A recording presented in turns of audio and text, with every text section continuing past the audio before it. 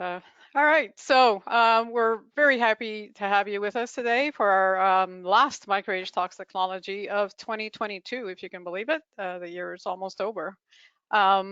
We will spend the next hour answering with our MicroAge experts that you see on the screen here, your IT questions. So yes, that is what the webinar is about, is answering everyone's IT questions. So my name is Maria Fiore, and I am the Director of Operations here at MicroAge, and I'm joined today by Robert Jolliffe. He's an executive here at MicroAge, and Sergio Lima, who's Director of Customer Success. So just before we begin, a few housekeeping notes. As I'm sure you've all noticed by now, all attendees are muted, mainly to reduce background noise.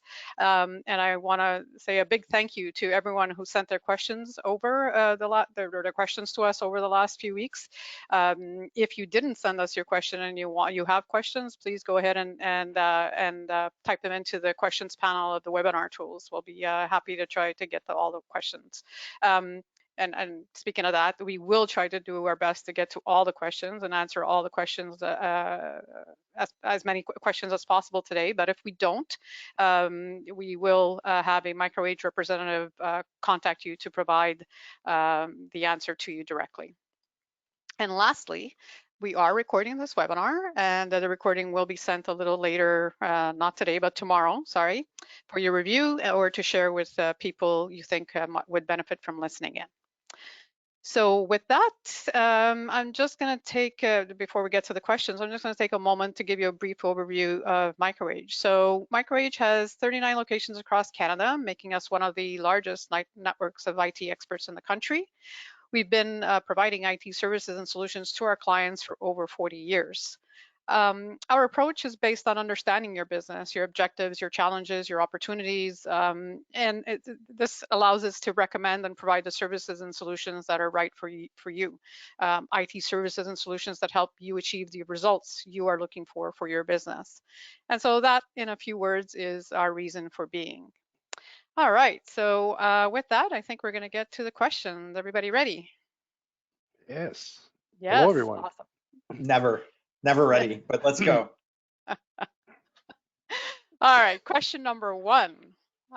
What are immutable backups and why is this important to my business? So why don't we start with you, Rob?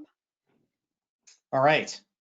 Mutable backups are often referred to as virtual air-gapped backups. The idea being that you can push your backup into that backup solution, whatever it happens to be, but nobody could get in there and interfere with it. It's isolated from being adjusted or deleted or changed in some way. And the reason that you need this is that modern hackers are not immediately installing their virus on the computers of your systems and then causing them to encrypt everything and sending you a ransomware notice. What they are doing is they're lurking in your system for a period of time. They're trying to identify what your backups are, and then they're trying to damage them and destroy them. So the immutable backup is isolated from that. It is nominally, it should be, impossible for that hacker to go into that system and corrupt it in some way. So your backups are reliable. And if you look at any of the recent hacks that have made their news and they've caused a huge amount of damage, that's exactly how the hackers did it. They got in, they found the backups, they corrupted them, and then they activated the ransomware. Yeah, and then they can collect more money because you can't go and get your data back. And yeah. Sergio, did you have anything you wanted to add to that? You know, a lot of times the topic of what type of backups do we put in place, what type of solution, how do we get that immutable backup in place? You may or may not have heard of the 3-2-1 backup rule, which is keeping 3 copies of your data, so your production data, and then two separate or 2 other types of backup on 2 different types of media. So whether it's a local storage and then maybe a replication offsite. One of them needs to be offsite, and obviously the one that's offsite is, and should be something that's immutable, that cannot be touched, that cannot be modified, as Rob mentioned. But there, a couple of there's something to look at also is ensure that your backups are validated. So make sure that you have test restores done on a regular basis, because there's the additional 1 and 0 that's added to the 3, 2, 1. One being you need an immutable backup or air gap, and the other one being you need to have 0 errors on your backups. So if you have errors, just be sure to test some of your data to make sure that if ever something were to happen, your data is good and you can restore from a good known backup. Excellent. Yeah. Can Are you okay? I see the camera went off. Okay, there you're back. Yeah, you were frozen there for a bit, so You I'm had glad an you're back. immutable camera, Sergio. So Oh, I'm going to add one little thing to what Sergio said. I think this is Yeah. really important.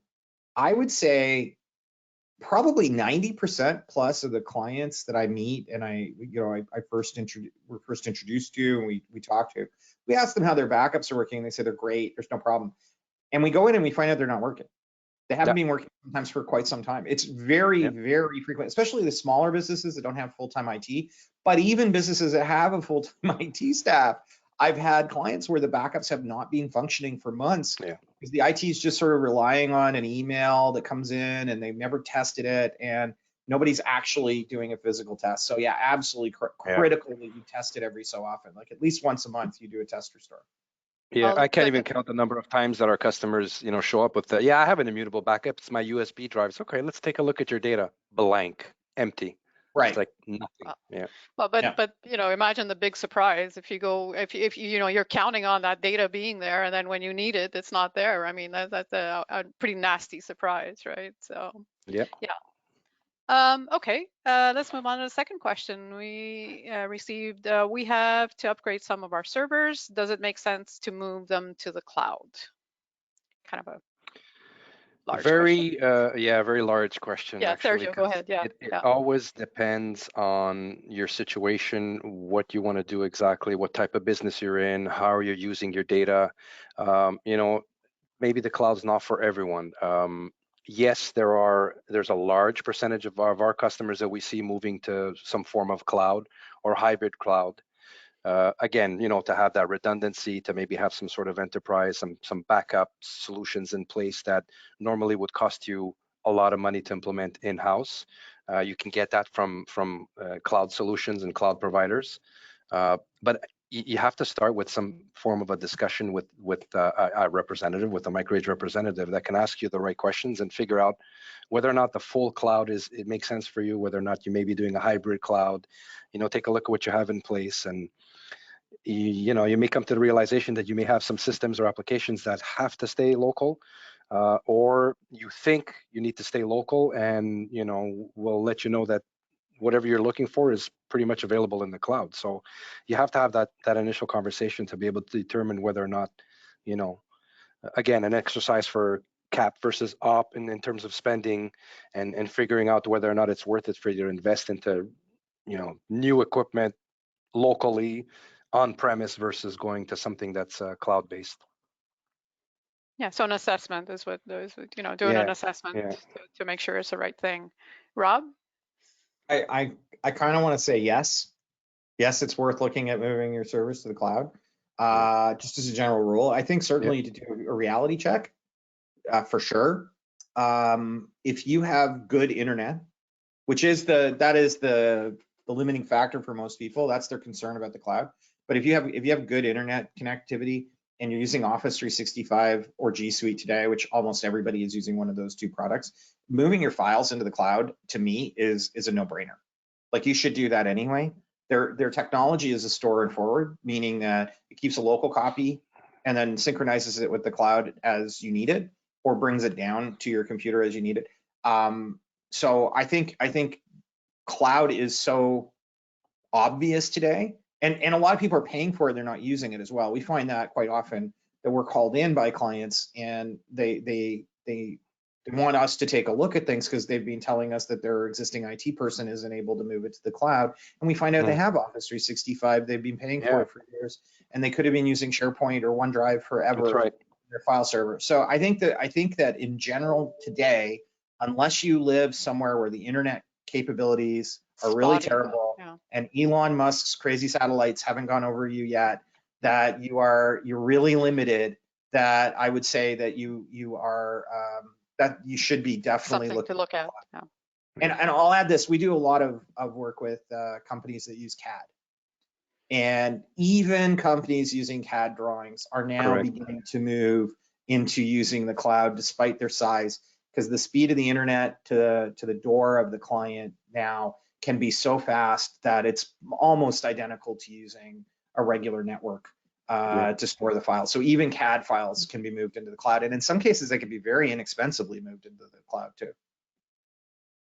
So again, we go back, let's assess the situation, see what your business looks like, see what you're using and all of that stuff, and see if it makes sense. It's what I'm seeing is that there's usually two quotes, right? Here's what it looks like if you want to do on-prem, and here's what it looks like if you want to do cloud, especially when it comes to infrastructure, things like, you know, Microsoft 365. I mean, that's almost everybody's in the cloud for that almost now, Yeah. or like it's really rare to find them on-prem now, right? So. All right. Next question. I like this question. What IT investments should my organization be budgeting for next year? So, who wants to start? Rob. The What do you want to cloud, start? be budgeting for the cloud next year. There you go. There you go. Well, it's going to depend on the business. Yeah. I think that's a big part of it. What a lot of clients, a lot of businesses look at IT as an expense. They look at it as an expense. It's not something that adds value. It's an unnecessary or undesirable cost. And I think businesses should look at it as an opportunity. They should try and look at their IT as an investment that they can make, whether that's an e-commerce investment for your business, so you're bringing in your orders through websites, or it's SEO and marketing and your website itself for purposes of marketing, or if it's a CRM system or an ERP system for your business. And you need a trusted business advisor who really understands, kind of has a high level understanding of these things, if you don't have that skill set internally, to help you navigate what the cost benefits of those might be. But I think, yeah, it's a huge question. Like, that is a gigantic question, and there's no simple answer for it. Yeah. Yeah. Sergio, did you want to add something? I mean, historically speaking, it's you know, businesses were always looking for ways to improve their operational expenses, how to bring in more revenue, how to have employees more productive. This is what you're looking for, right? This is what I need to see, what I need to invest in IT, so I can use IT as an advantage. And what I see also is the fact that, you know, before you get to that, you need to have at least your baseline investments in place also, right? So you need to look at things like your next gen firewall, your antivirus, your anti-spam type of solutions. Make sure those things are in place. Make sure, you know, your systems are patched. Make sure that you have all of those security baseline things in place. Otherwise, if you're, you know, looking to improve the productivity of your employees, but they're fully out on open on the web, and there's no protection, you're vulnerable, right? That leaves you open. So again, it's a general question. It's difficult to say what particular investment you need to do. I guess try and get your baseline security in place, while, you know, looking to budget towards something that can improve your business, obviously. And I guess, sorry, Rob, go ahead. I was just going to add one thing. If you're still running Windows 7 or Windows XP or anything old, if you're still, and even if you're running Windows 10, but you haven't been patching it, and it's a really old version of Windows 10, things like that, like those we didn't mention them, but yeah, that you have to look at. You have to look at old equipment, old hardware, old technologies that are obsolete, and you really need to be investing in that. Well, that's what I was going to mention. Is I know Microsoft has several products that are going end of life. I think in October of next year. Windows, I think 2012, Windows Server 2012, and Windows 8, and all of that stuff. So if you guys, if anybody on the line has those in place, you might want to look at, you know, how do we migrate away from that, right? Because there's risk there, A. B, it's a product, and over the last couple of years, we know that you know, supply chain has been difficult. So if you are planning to migrate and stuff like that, plan earlier rather than later, because if you order today, there's no guarantees that it comes tomorrow or the next day or next week. It might be, you know, 3 months from now. So better to plan it out than not, right? So. Yeah, we're spending more time sourcing equipment calling 5, 6 suppliers to try and find which one has stock. 5 years ago, you could just order something and it would come in. Now it's not like that. Yeah. Yeah, another reason why cloud would be a good option Oh, for our yeah. customers. I think There you so. go. Yeah. There you go. Yeah. Okay, next question. Our cybersecurity policy is up for renewal. Our broker has sent us a form to complete, but we are not certain how to answer some of the questions. Can you help with that? Sergio, you want to take that one first? Sure. We help our existing managed services customers with that. So if we're doing some form of managed services with you, obviously we're aware of your environment and we have a lot of that information available. So we can't do the entire assessment. Obviously, there's a lot of questions that are financial, employee related, policies and stuff like that that you'll need to answer. But there's maybe 1 or 2 pages worth of technical answers and questions that are asked from these cyber insurers that we can help with. But again, if we don't know your environment, it's very hard for us to be able to answer those. So I guess that would have to say, if you're an existing customer of ours and we know your environment, yes, we can definitely help with that. And we do that on a regular basis. Our VCIOs do that. And I'm pretty sure that Rob does that on his end too, right? So if you're a new client or a prospect and looking for us to help you with that, maybe a little difficult for us to help you and put our stamp of approval or some form of document that says you have this and you're okay, because it's hard when we don't know your environment, right? And a lot of what's on those cybersecurity forms are you patching your systems every week? Yeah. Are you operating a level like this level of antivirus? Are you Yeah. monitoring it? Are you doing this or that activity? Have you turned 2-factor authentication on all your users? So for us to answer those questions, we really need to be the ones doing it, because if we're Yeah. going to be saying you are patching every week, we can't commit to that. If we put our name on it, or we tell you that we've answered it for you or your boss or whomever, and it turns out you aren't patching every week, first of all, you'll be declined your insurance when they find out, because if you do get hit by a cyber attack, the insurance companies are losing $5 for every dollar premium that they collect. So they are paying out much more in damages Claims, yeah. and claims than they are collecting. And that's why everybody's noticed in the last year or two that these cyber insurance questionnaires have gone from 1 page to they feel like they're 20 pages. I don't think they're that long, but they're really severe. And the other thing I would say is, if you get that and you decide to decline the insurance, which is not a smart thing, but sometimes it's just so costly, do everything that document says. Do everything it says. It is there because the insurance companies have found that's what's going to reduce their risk of having to pay a claim, and they want you to do that stuff as a minimum. It's like if you want to get fire insurance and they say in your commercial building you have to put sprinklers in, and you say, I don't want fire insurance, I'm fine without it, I'm not, but you also don't put sprinklers in. Yeah. Fire extinguisher is not going to cut it. Like you need something serious in a commercial building, and it's the same in cyber. Yeah, and the insurance companies, like you say, because 5 years ago they're just insuring anybody who asked for it. Right now they're getting out. They got smarter because there's so many claims and they're losing so much money. Now they're very specific, and even questions about MFA. Now they want to know, do you MFA everything? Do you MFA only your email? Do you MFA, what are you MFAing, right? And that would stand for multi-factor authentication, by the way, MFA. So they're, and they want to know that you're doing it. And the other thing that we've noticed too is, if you're coming up for renewal, do not wait till the last minute. Talk to your brokers in advance, because inevitably there will be something they're going to come back with and say, hey, you said X, but we want proof of this, or you said Y, and unless you do Y, we won't be able to insure you. So you want to give yourself time, like Rob said, to put in place the things that they tell you to put in place, but also to make sure that you can prove. And what I think, Sergio, you were mentioning this morning, that some of these guys are now doing audits on your systems, right? So they will start auditing. They'll start doing assessments and audits and validation of what you said was on that paper. You said you had it in place. They'll be coming and check. So they want to make sure that they're insuring you and that you actually have it set up in place.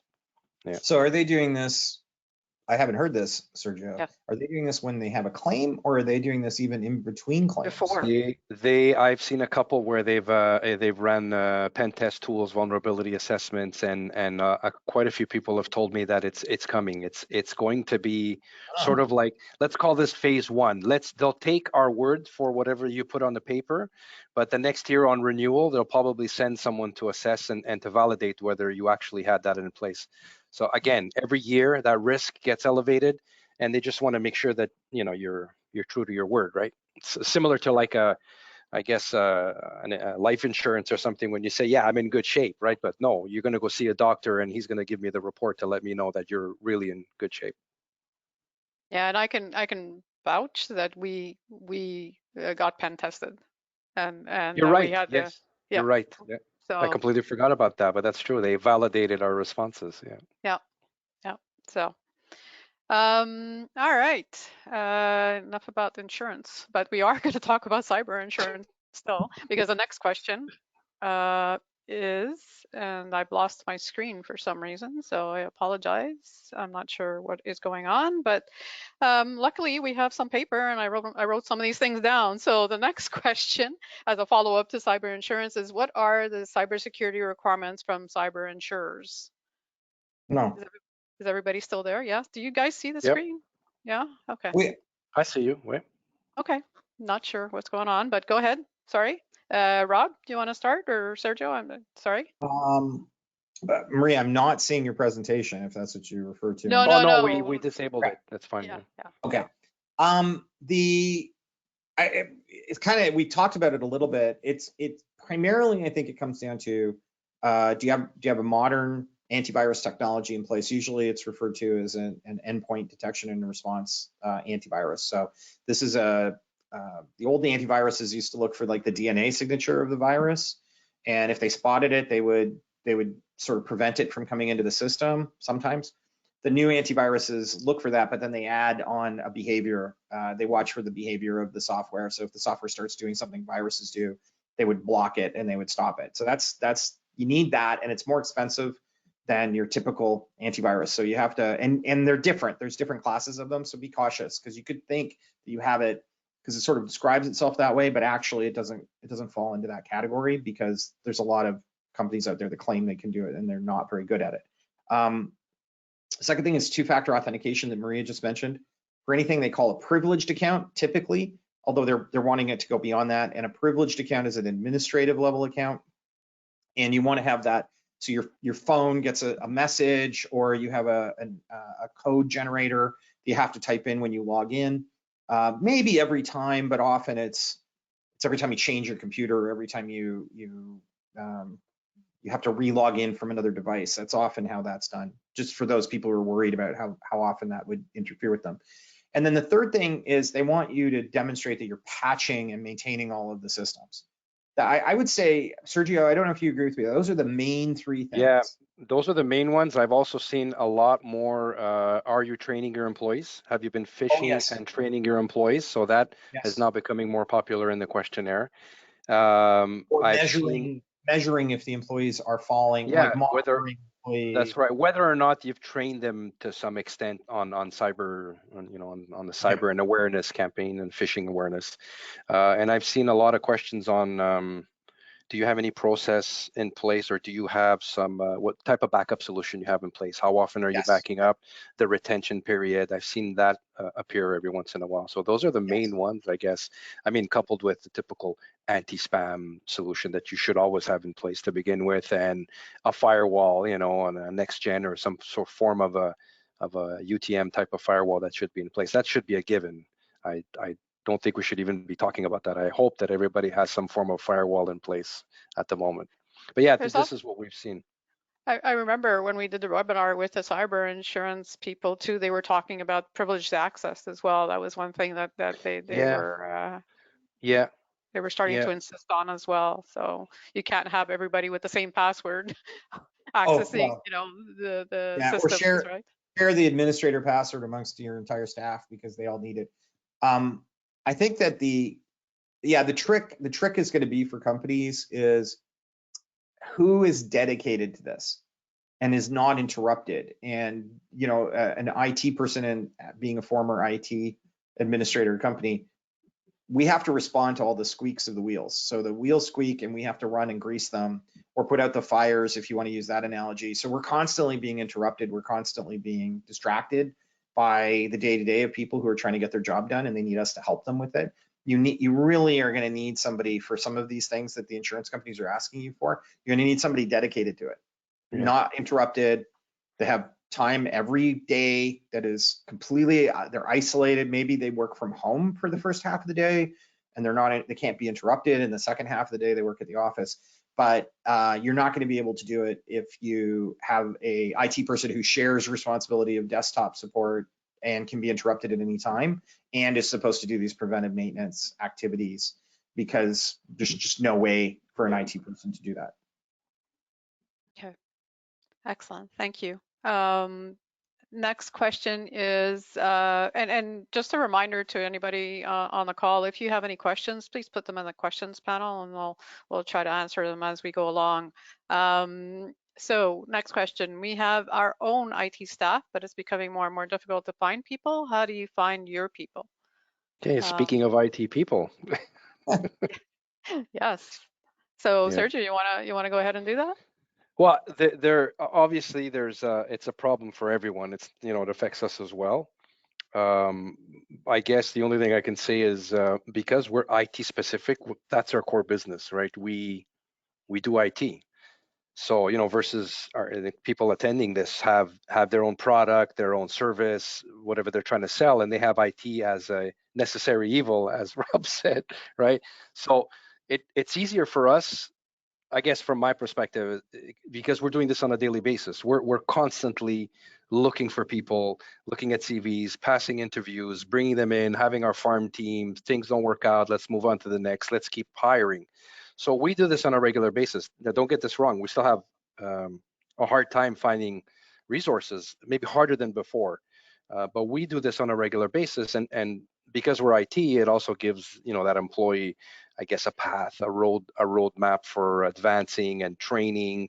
So we have more success with it than our existing customers that have an IT department or IT staff, because it's not your core business. So it becomes difficult for our customers to do that because that's not what they're doing, right? They're just trying to fill in a hole where maybe they're missing someone or they need to add someone or someone left. And it's hard. It's hard for them because it's a ferocious market. I mean, even if you, like, we've had instances where we've hired people in the same week. It's you know, he's already being solicited, and that's how it goes, right, in this market. And I mean, Rob's a franchise owner, so I'm sure he's seen his fair share of incidences like that. But that's what we're seeing, anyways. And I guess it's 50% of our new managed services customers is a scenario where they've either someone has left, or someone you know was picked from their team or stolen, and they went somewhere else, and they're having a really hard time finding the replacement resource, and they're coming to us saying, I need your help. Like, can you help me in some form of managed services, co-managed services, help my team out? That's what we're seeing. I'll say there's sort of three things we do. First is we invest in technology to automate. So, and this is a cheap technology, but we have enough clients that we can spread the cost out over all of the clients. And so we buy these solutions that do some of the tasks more automatically for the person. So the person is not having to sit there and do tedious activities. So we're freeing up time as opposed to hiring. The second thing we're doing is we're outsourcing. And I know that seems kind of strange because that's our job, or our business is to be an outsourced IT solution. But there are some specialties in IT that are very hard to hire for. And there's some companies that have built their own technology platform that makes them efficient and have a very large bench. And so, and they typically don't sell direct to clients. They always sell through managed service companies like MicroAge. So, but we go to those companies and we subcontract them to do some work. Sometimes because they have staff who are offshore and they can do things at different times of day much more easily. Sometimes it's they're in North America and you know they have that capacity and that capability.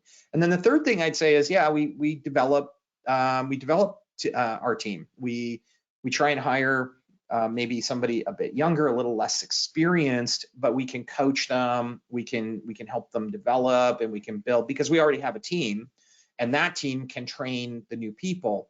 If you were hiring, I'll use like a purchasing agent as an example. If you're a supply chain type business, which is my specialty, and you are looking to hire a purchasing agent, we probably have a purchasing manager, and you have a couple of existing purchasing agents, and maybe a couple of people in the organization who used to do the job, but they've moved into a more senior role. So you have lots of people to coach them and teach them and show them how to do the job.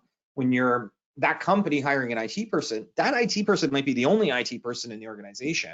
There isn't anybody else. There's nobody to coach them. There's nobody to teach them. So you have to hire them fully baked and ready to go. And that is like you said, it's prayer maybe is a good choice. It's hard, really hard to find people. Yeah. All right. Next question. How do I prevent my email being hacked by cyber scammers or frauders? And then, so Rob, yeah. Two-factor authentication. That's probably the best thing to do. If everybody has a two-factor authenticator, especially the push authenticators. My director of technology was doing a presentation to some clients recently. There is now a man-in-the-middle attack to get your authenticator. So if you fall for a phishing attack, they're smart enough now to ask you for your username and password and prompt you for the code that was texted to you. And what they'll do is in the background, they're filling in the real your username and password into the real site. And then when you send them the code, they just forward the code to the real site. But if you get a push notification, which is what I do, when I try and log in, my phone pops up and says, please approve this. I push my button on my phone, it approves it. They can't do that. They can't hack that yet. Okay. So they're looking for ways. It's like that old Mad magazine, the cartoon with the black spy and the white spy, and they were trying to kill each other. And that's what we're dealing with right now. So number two, I would say go to a cloud-based email. I think that's safer. They have technologies within it that you have to turn them on, and sometimes if you don't know how to do that, their default is a little bit less secure, but you can turn these security settings on, like auto inform somebody if a forward is being created on an account. There's all these different tricks that you can do to try and decrease your risk. Those are a few that I can think of. Anti-spam, I think anti-spam software would be important. Sergio? Yeah, like you see a lot of things where you can add that extra level of security with Microsoft, with things like the alerts where maybe somebody's trying to log in from a different country you're not really dealing with, and stuff like that. These are all little security features you can turn on. And I guess your weakest link, the employees, I guess train them, right? Do some phishing and train them, sensitize them on the types of emails that they shouldn't be clicking on and what to look for, right? So that they know that it's a fraud or if it's real. I mean, you can get many examples from some of our webinars that Maria and I have done in the past. That it's like something like 20% of employees are clicking on things that they shouldn't be clicking on. So it's a high percentage. Require good passwords. Yeah. Yes. Yeah. Don't and enforce that you could either do the uppercase, lowercase, number and special character, which is very common. But another thing that I'm hearing people do is they're doing password phrases where they're kind of three random words that are put together. Potato, cloud, tree. And it's a long password, so even though it doesn't have mixed, it could all be lowercase, and it's still very long because it's 20 characters or 25 characters. Those actually are easy to remember and very, very hard to hack. So there are a variety of different things you can do on the password front. But definitely, watch the password, because people do really dumb things. On Facebook, there are Facebook questions that go around that say, "What was your first car? Where did you meet your significant other?" And people answer these things. That's also the question your bank asks you to recover your password, right? Like they ask you to fill in what's your cousin's, your oldest cousin's first name. These things people put on Facebook, maybe they're well-meaning and maybe they think that's like what was your first car that you owned is a legitimate thing. But these could be a hacker who puts it in, and 5 million people answer these things, and those people are putting out their those sorts of pieces of information. Or you go to a website, you see, you go to somebody's Facebook page, you see their dog's name Bowser. They're going to try Bowser as your password, or Bowser123, and I guarantee you that's going to succeed some large percentage of the time. And I'm also going to say one more thing. It's an AI doing it, not a person. They can do millions and millions of tries in an hour. You may think, well, some hacker in his basement doing that is going to he'll never get my password because he'd have to try something. No, it's not a person. It's computers. Yeah. I was gonna say they're not sitting there trying different ways, different passwords. They've got, software and technology that helps them do millions and millions of tries. So yeah. Automation, right? Rob was saying it. Automation, You put exactly. automation tools in place. They're doing the same thing. Yeah, exactly. Um, they had a follow-up question to that is how can I secure your emails, I guess emails that they're receiving from customers? Would they have to be encrypted from their customers, I mean? Sergio? I guess I think we kind of answered it on the previous one, but and unless it's, the question is related to something where you have a business, sort of like a financial business, a bank or something where you're looking to encrypt your emails going back and forth. I mean, it's not as easy as it seems. It becomes a little complex.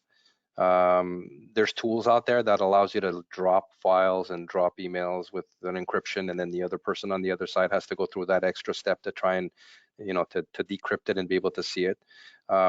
I don't see it as often as maybe because of our customer base, because of the SMB customer base.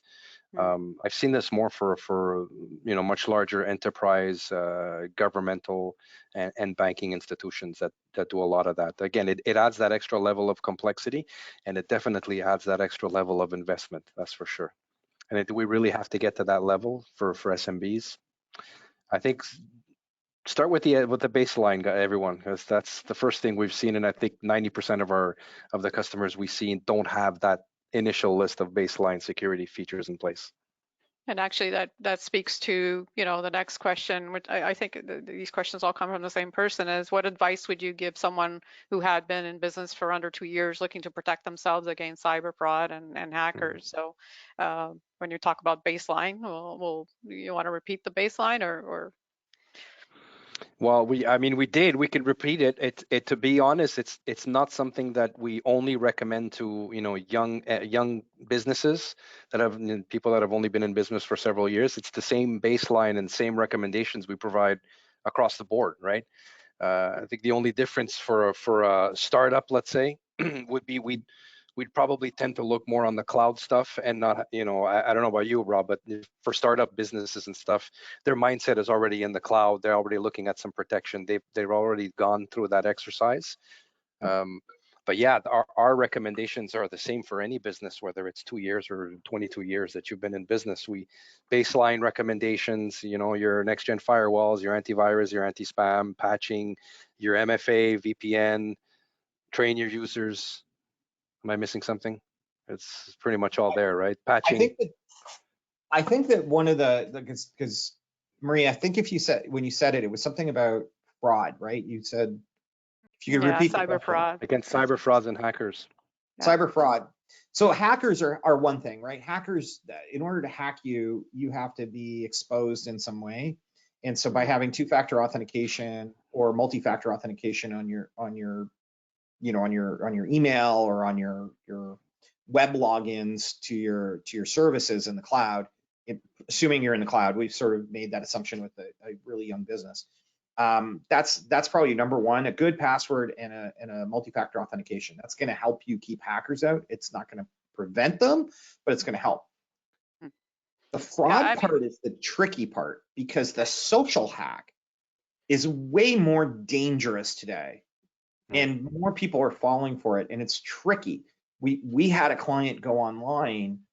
They had a QuickBooks system, a software file that was corrupt, and they were trying to recover it. And they went on Google and they Googled QuickBooks support, recover corrupt file, and right there, 800, blah, blah, blah.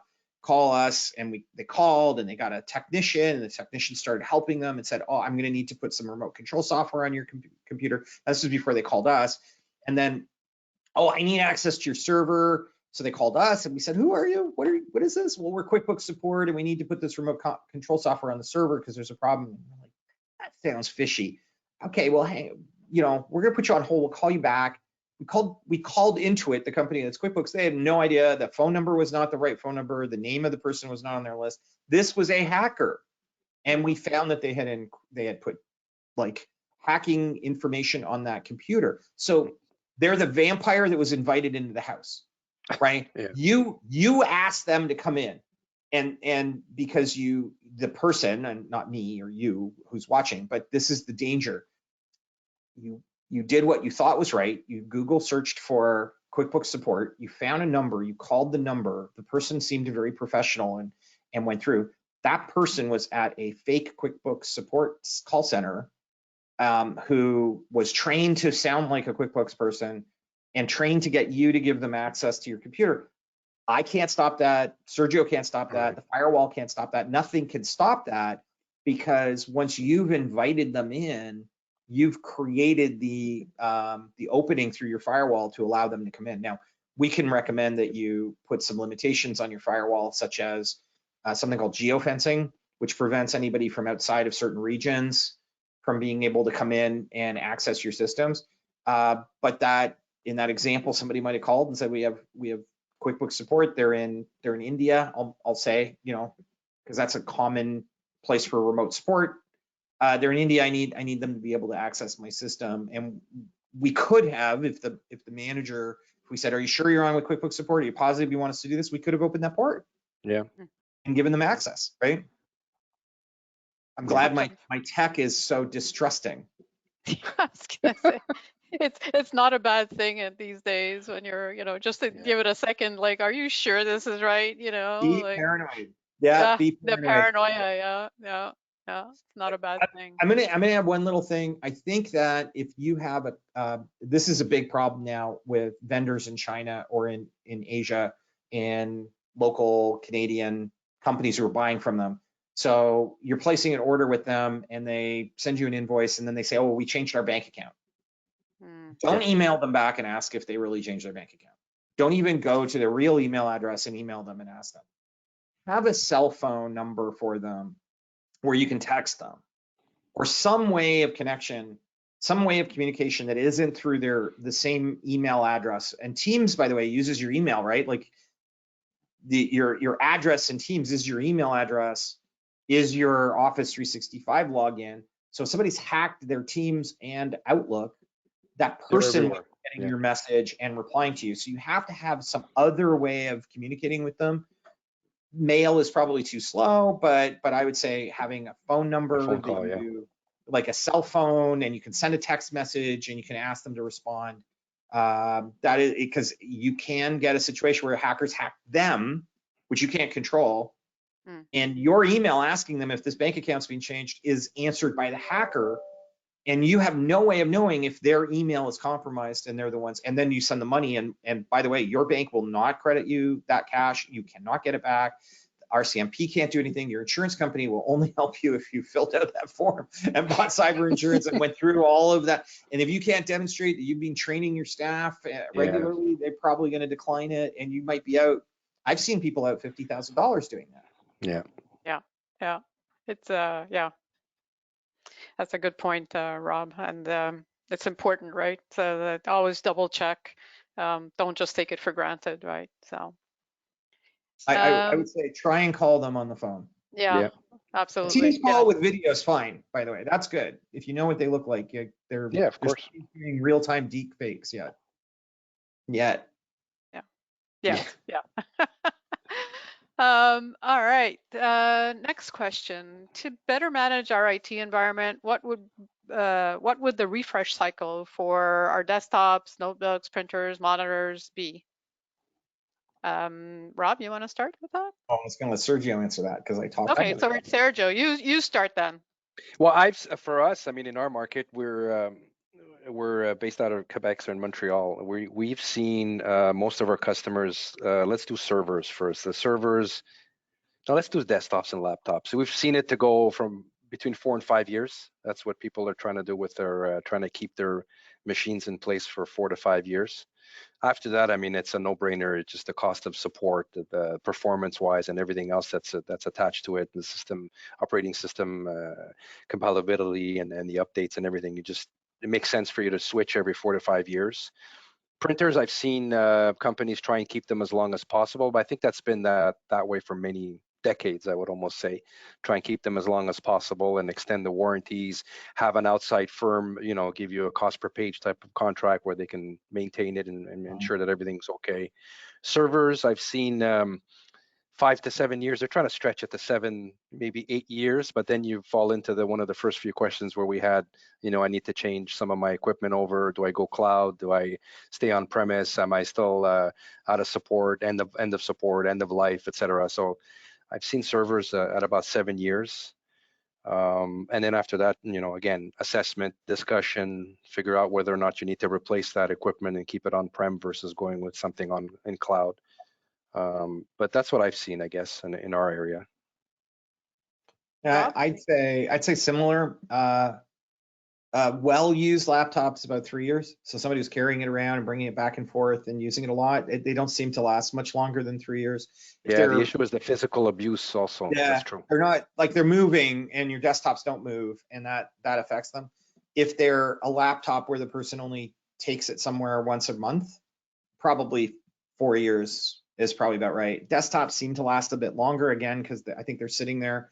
Now, I've seen places are very dusty and very like manufacturing environments where they might not last as long, but let's say 5 years for desktop. And servers, completely agree, 6 years, 7 years seems to be the maximum.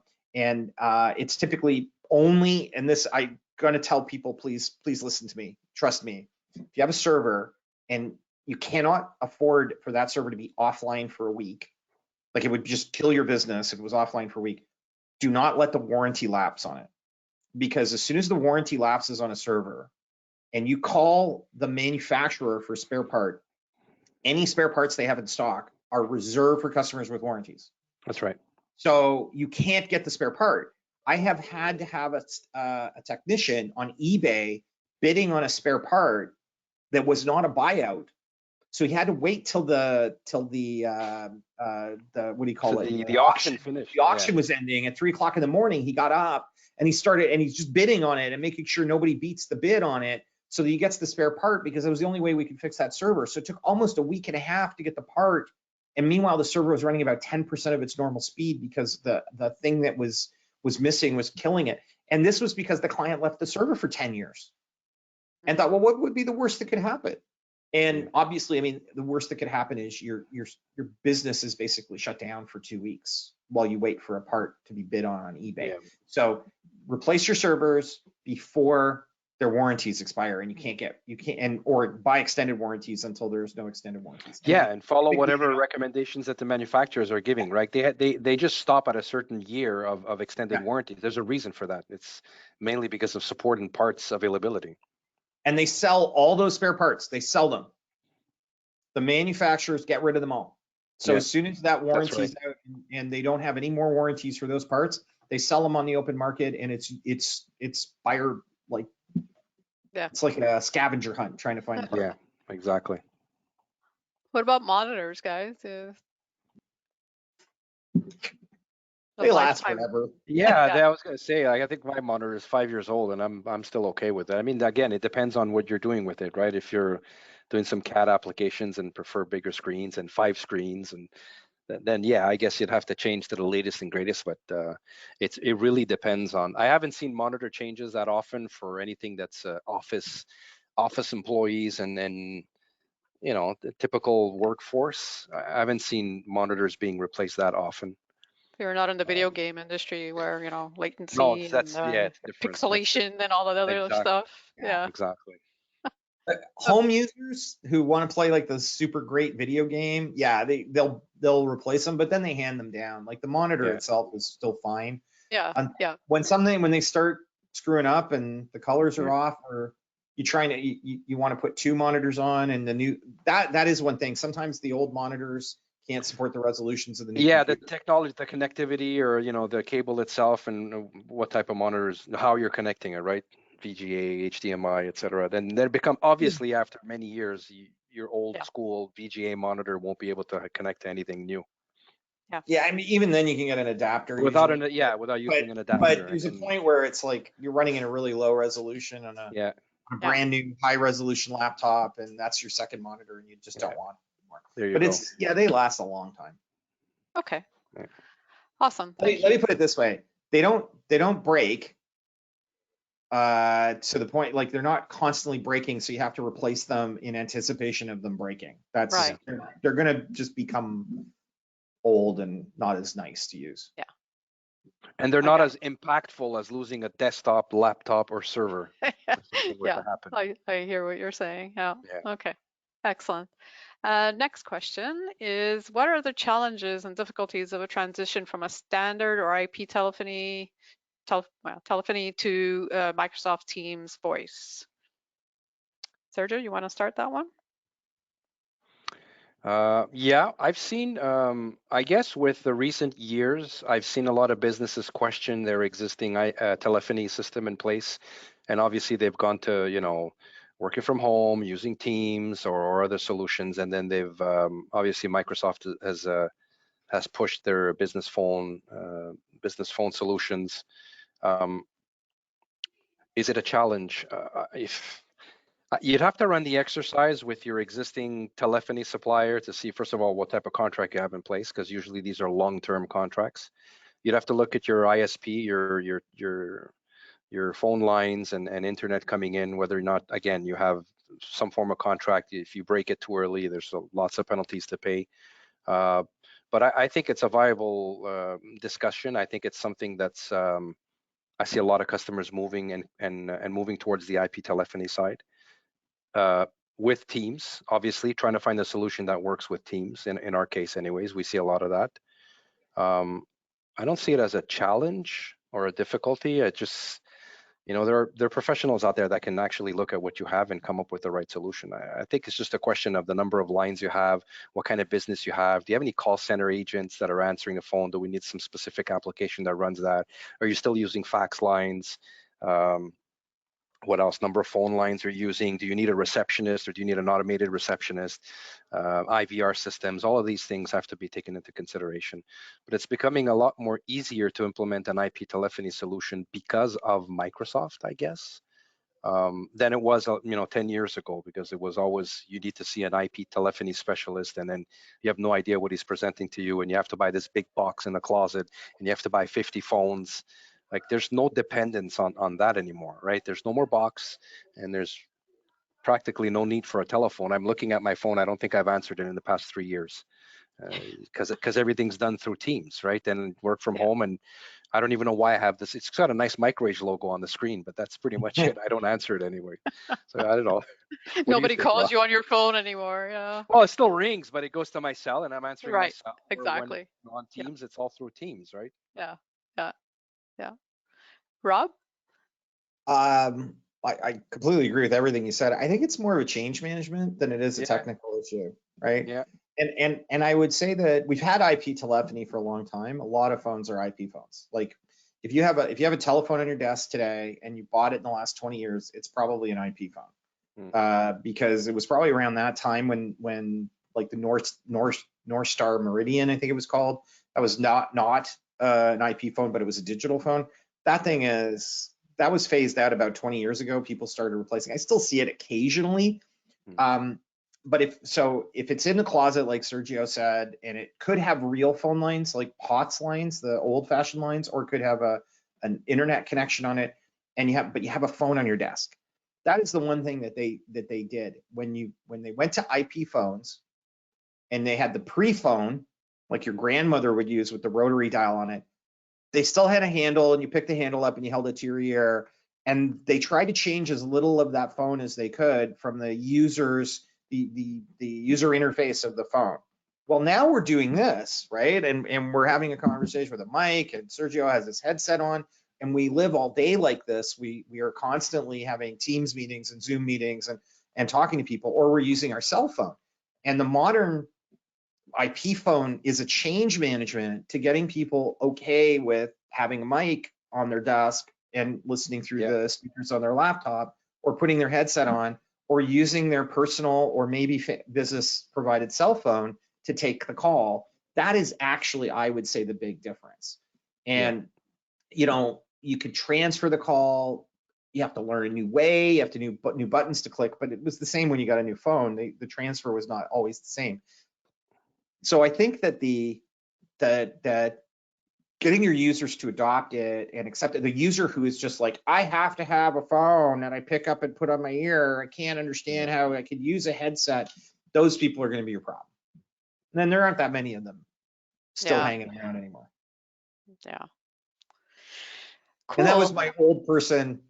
That's my ageist joke. That could be a 25-year-old who hates using the headset on there, and they like a handset. So that is Rob, I was about to say usually you get that from like owners and presidents and stuff. Well, you're an owner too, but you're not like that, right? But you do get that from the old school type of people that I am a terrible really want that phone. that way. Like I am really old. Like I hate change. So no.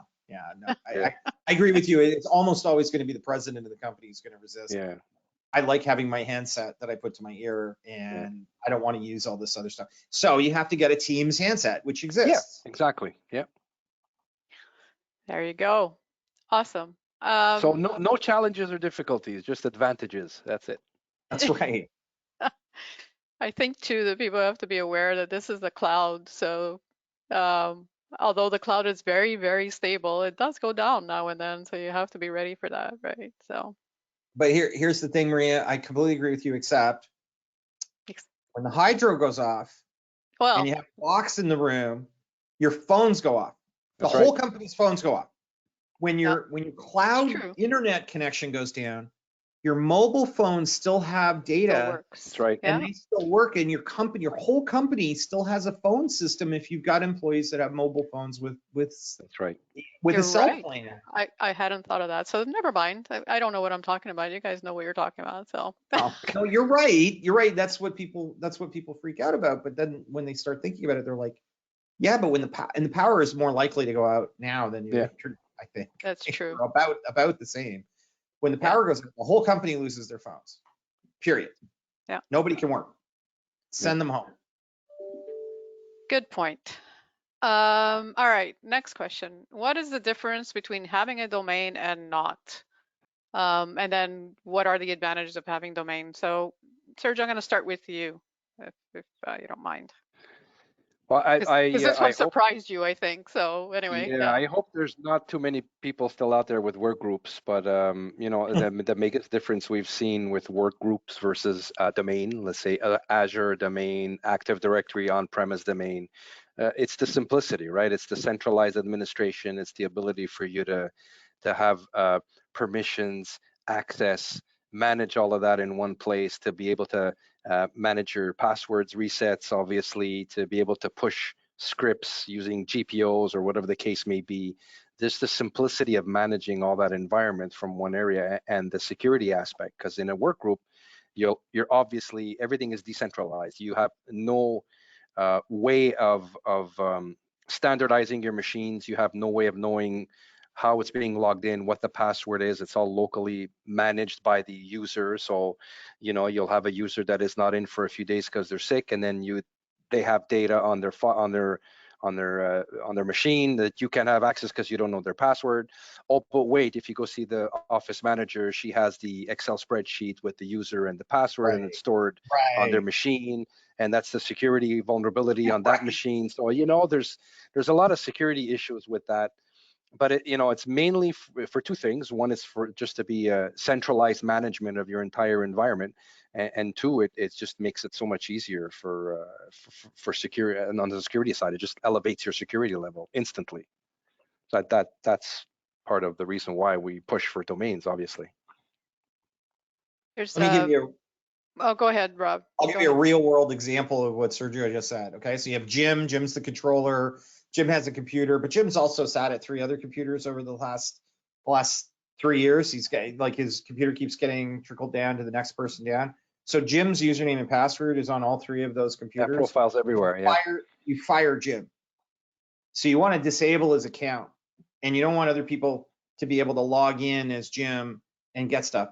You have to go to each of those computers. You have to disable Jim's account. If you have a domain, you go to the central computer and you disable it, and it's disabled instantly on all the computers, even if you logged in there before. Second thing is Jim's sick. So you don't know Jim's username and password.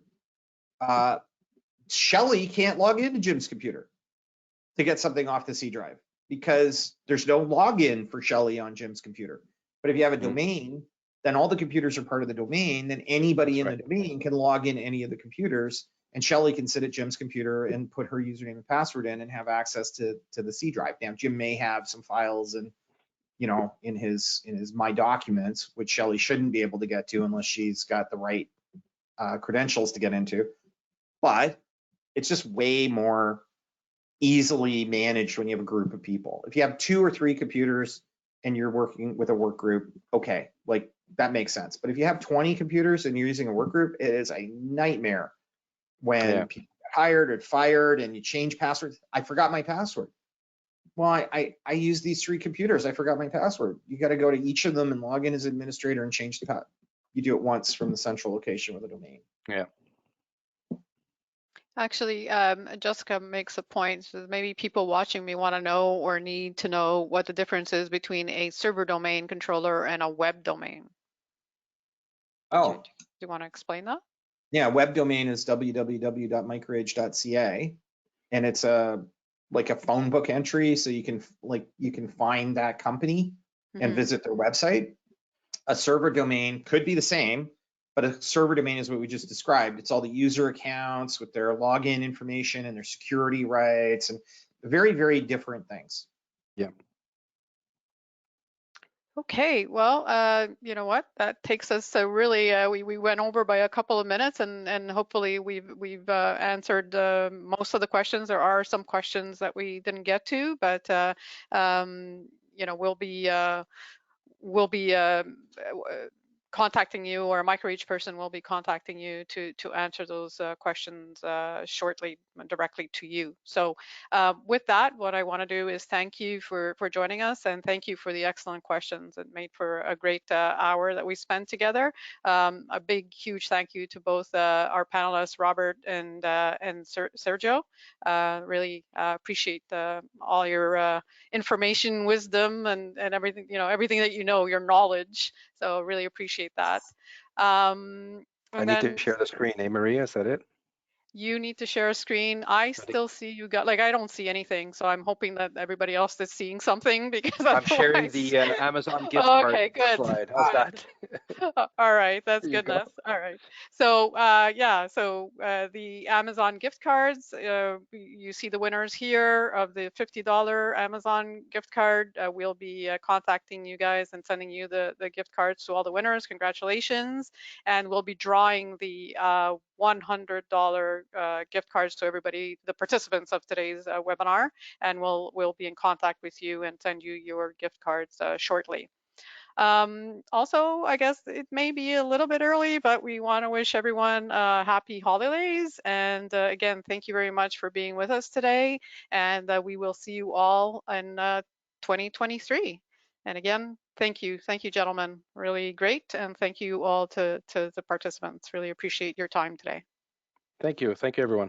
Thanks, everybody. Happy holidays. It's a little early, but won't see each other until next year. So happy holidays and have a great new year. Thank you. Thanks.